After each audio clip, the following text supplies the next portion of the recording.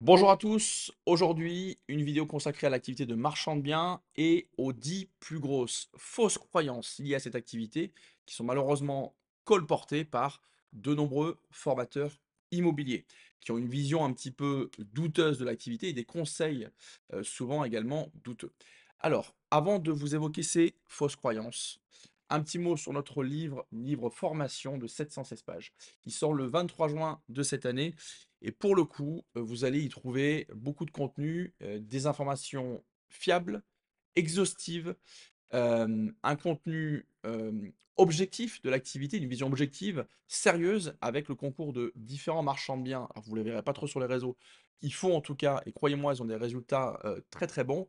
On a également, la participation, et alors merci, d'avocats spécialisés, de l'activité, de spécialistes du droit, des spécialistes de la fiscalité. On a des experts comptables, des notaires, des architectes, des spécialistes de l'assurance, du financement, et cetera.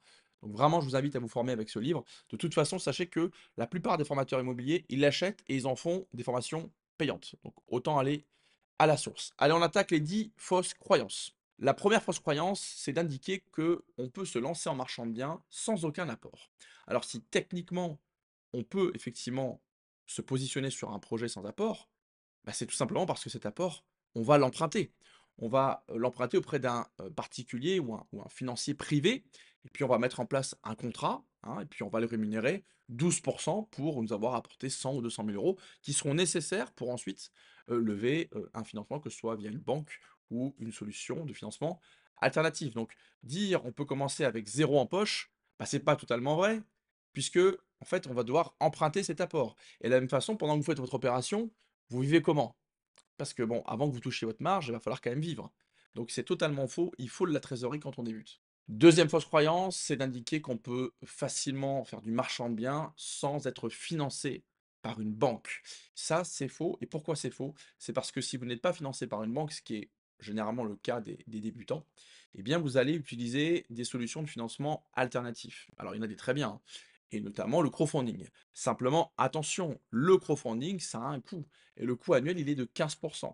Et pour ceux qui doutent des frais de crowdfunding, je vous invite à consulter notre précédente vidéo et vous verrez que dans certains cas, si vous avez des aléas, des imprévus, que vous avez un petit peu de retard, selon la plateforme avec laquelle vous allez lever votre financement, vous allez avoir des frais énormes. Donc ceux qui vous disent ça, attention, techniquement c'est possible, mais attention, il faut quand même faire du marchand de biens pour gagner de l'argent. Troisième fausse croyance, c'est d'indiquer qu'on peut faire du marchand de biens sans aucune expérience en immobilier. Alors attention, l'activité de marchand de biens, déjà, c'est de l'entrepreneuriat. Et évidemment, il est préférable de connaître un petit peu l'immobilier, d'avoir au moins réalisé une opération pour se loger, à savoir une résidence principale, ou alors un investissement locatif. Parce que naturellement, celui qui a déjà acheté un immeuble, qu'il a déjà rénové ou divisé, et puis qu'il a mis en location, bah, il a évidemment plus de connaissances et de compétences qu'une personne qui se lance sans aucune expérience dans l'activité de marchand. Et d'autre part, lorsque vous allez rechercher un financement, que ce soit un financement en crowdfunding ou bancaire via une banque professionnelle, et que vous débutez, eh bien, on va regarder un peu vos track records. Vos track records, c'est quoi? Bah, c'est tout simplement les opérations que vous avez réalisées, même en nom propre, dans le passé. C'est-à-dire que si vous arrivez à démontrer à une banque que vous avez eu, vous avez fait l'acquisition d'une résidence principale, que vous l'avez valorisée et que quelques années après, vous l'avez revendue plus cher. Évidemment, ça comptera. De la même façon, si vous avez effectué un investissement locatif et qu'au bout de 6 7 ans, vous avez, comment dirais-je, arbitré et vous l'avez revendu avec une forte plus-value parce que vous l'avez valorisé, eh bien, naturellement, ça comptera. Donc, il faut se constituer des track records. Alors, déjà pour votre expérience personnelle, mais aussi pour pouvoir avoir une chance de lever un financement. Donc, ceux qui vous disent que vous pouvez vous lancer sans aucune expérience, c'est totalement faux. La quatrième fausse croyance, elle est énorme. Je me demande même comment ceux qui ensuite vont cliquer pour accéder au webinaire, au challenge, au mastermind, parviennent à se dire que c'est possible. Alors, cette fausse croyance, elle indique que on peut faire du marchand de biens sans payer d'impôts. Alors oui, si on est en déficit, on paiera pas d'impôts, mais on gagnera pas d'argent. Et dans ces publicités, on nous explique qu'on peut gagner très facilement 100 000 euros par opération et ne pas payer d'impôts. Alors, un petit peu de pédagogie, parce que peut-être que ces formateurs, ils sont pas experts, peut-être. Bon, un petit peu de pédagogie. Pour qu'une société vous verse une rémunération, donc pour que vous puissiez pardon, gagner de l'argent à la suite d'une marge positive réalisée sur une opération d'achat-revente, bah, il faut que votre société, elle soit donc bénéficiaire. Et forcément, ce bénéfice, il va être taxé. Il va être taxé à l'IS, d'accord? Bon, et ensuite, si vous voulez donc toucher donc de la rémunération, il y a deux façons majeures de se rémunérer. Soit on se verse des dividendes, et là on est taxé à la flat tax à 30%, soit on va se verser des salaires. Et selon en fait l'entreprise, enfin la structure dans laquelle est hébergée notre activité de marchand, eh bien on va avoir des cotisations sociales d'un certain taux. Voilà. Donc pour rappel, un marchand de biens, c'est un entrepreneur qui exerce son activité dans une structure commerciale et naturellement, ses bénéfices, avant de pouvoir se les verser, ils sont taxés à l'IS et puis ensuite, ses revenus sont également taxés. Donc s'il vous plaît, ne ne croyez pas ces menteurs. Cinquième fausse croyance, il est très facile de pouvoir revendre avant d'avoir acheté un bien et ce, simplement en payant l'adhésion à une plateforme qui vous prendra 50% de votre marge. Alors on parle de quoi? On parle de la vente à terme. Alors la vente à terme, c'est une opération qui est techniquement faisable. On en a déjà fait une et on en parle dans cet ouvrage en indiquant tout le process étape par étape et on vous met toutes les clauses à insérer dans vos actes. Donc c'est possible. Par contre, vous n'avez pas besoin d'adhérer à une plateforme qui vous explique qu'elle va vous apporter le financement alors qu'en fait elle réalise une vente à terme. C'est-à-dire qu'elle va négocier la possibilité auprès du vendeur de pré-commercialiser le ou les lots, d'accord? Elle va négocier un paiement différé, puis ensuite, une fois qu'elle aura recommercialisé et qu'elle aura pu trouver des acquéreurs, elle va utiliser l'argent de la revente, le produit de la revente, pour pouvoir faire l'acquisition. Alors c'est un peu plus complexe que ça, mais c'est techniquement possible. Par contre, ne pensez pas que c'est facile, ne pensez pas qu'en rejoignant une plateforme, vous allez pouvoir en faire au quotidien, tous les jours. Fausse croyance numéro 6, celle-ci aussi, elle est bien, enfin elle m'agace un petit peu, on la voit beaucoup dans les publicités, c'est: «Tu ne trouveras jamais d'affaires sur Le Bon Coin et sur Se Loger». Alors pareil, je reviens à ce livre, dedans on a le témoignage de marchands de biens qui ont réalisé des plus-values vraiment des marges très performantes. Ils ont trouvé leurs biens sur Le Bon Coin et sur Se Loger. Nous-mêmes, on a réalisé une quarantaine d'opérations avec mon associé. On a trouvé déjà des affaires sur Le Bon Coin ou sur Se Loger ou dans des agences immobilières. Donc, s'il vous plaît, il faut arrêter ça de vous faire croire qu'en fait vous avez des réseaux secrets avec off-market. C'est totalement faux. Je vous invite évidemment à ne pas simplement vous focaliser sur ces, comment dirais-je, ces leviers de prospection digitale que sont Le Bon Coin, Se Loger, etc. Mais il faut absolument qu'ils fassent partie de votre routine. Donc, s'il vous plaît, consultez ces sites, vous trouverez parfois des pépites. Il faut juste apprendre à les détecter parce que parfois elles sont mal présentées par les agents immobiliers. Fausse croyance numéro 7, celle-ci elle m'agace aussi parce que c'est ce qu'on fait nous comme stratégie majoritairement sur nos opérations, c'est: il ne faut absolument pas réaliser de travaux. Alors, s'il y en a qui ne veulent pas faire de travaux, il n'y a pas de souci. Il y a différentes stratégies et différents leviers de valorisation pour effectuer l'activité de marchand de biens. Mais naturellement, pour créer une plus-value, il faut qu'on valorise un bien, d'accord? Donc, il y a différentes façons de valoriser un bien. On va pouvoir créer un lot, créer une extension, créer une division parcellaire et puis revendre à la découpe. Et puis, il y a également la rénovation. Qu'elle soit légère ou lourde, il y a la rénovation.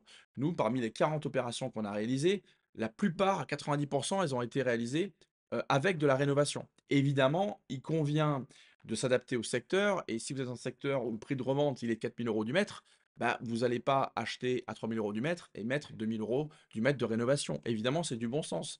Mais dire qu'il ne faut jamais utiliser le levier de la rénovation pour valoriser un bien, bah, évidemment, c'est faux. Évidemment, c'est un levier qui peut être puissant. Ça génère évidemment d'autres problématiques, mais il faut arrêter de dire qu'il ne faut pas faire de travaux, c'est totalement faux. Fausse croyance numéro 8, alors celle-ci elle m'agace aussi, faire de l'achat-revente de résidence principale, c'est être un marchand de biens.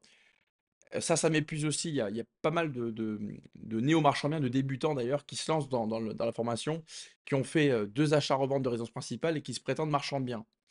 Alors non, absolument pas. Alors évidemment, lorsqu'on investit dans une résidence principale, qui pour moi est un actif et un vrai investissement, naturellement, on peut bénéficier, et pourvu que ça dure, hein, d'une exonération de la taxation sur la plus-value.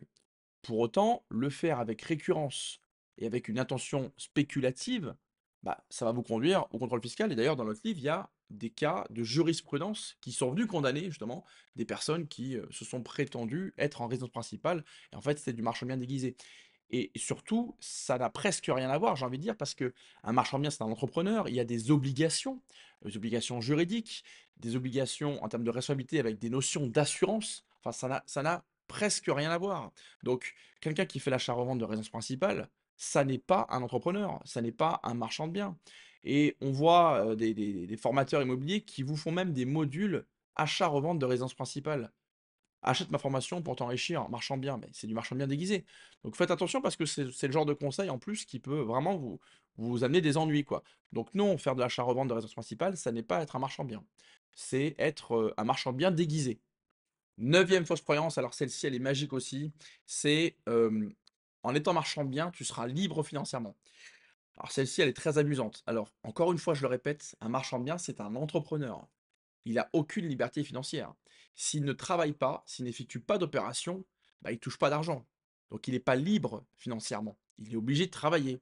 Il est obligé de travailler. Et les semaines d'un marchand de biens, si justement il souhaite gagner de l'argent, elles sont bien remplies. Alors évidemment, il peut y avoir une liberté liée à l'entrepreneuriat, une liberté comment dirais-je, d'organiser son planning, mais attention, l'activité de marchand, elle est pleine d'imprévus, d'aléas, et vous le verrez, et vous le savez si vous en faites, et vous le verrez quand vous en ferez.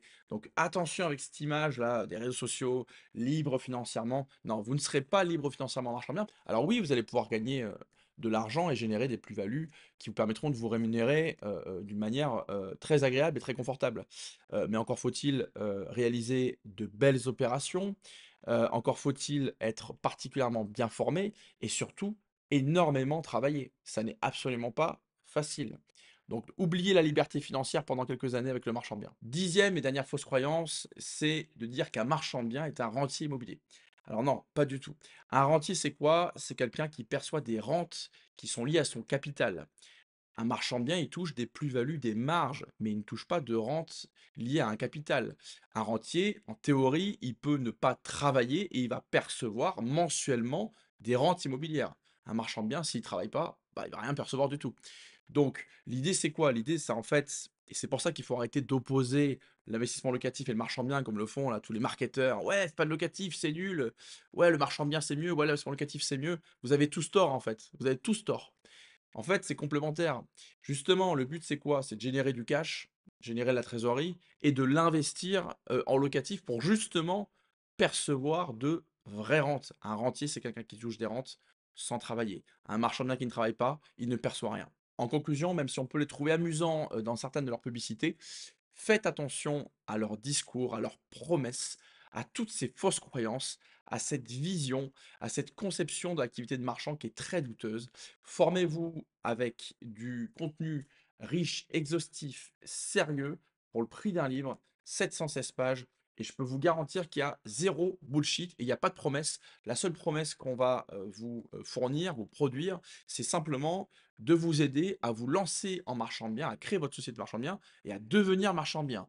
Moi, je ne vais pas vous promettre de devenir rentier en 6 mois, de générer 100 000 euros avec un achat-revente express en vivant à Dubaï. C'est pas du tout notre cas. Nous, on fait du marchand de manière totalement humble. On n'est pas les meilleurs. On ne détient pas la vérité sur tout. Mais par contre, on fait partie des rares à vous fournir une vision de l'activité, je pense, la plus proche de la réalité et particulièrement objective.